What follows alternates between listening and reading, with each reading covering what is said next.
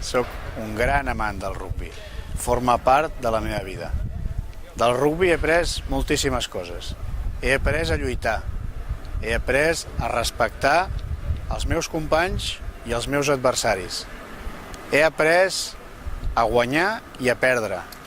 I he après que el més important no és caure. El més important és tornar a tenir forces per aixecar-nos. És una gran lliçó per tots els catalans i jo intento portar-la a la política.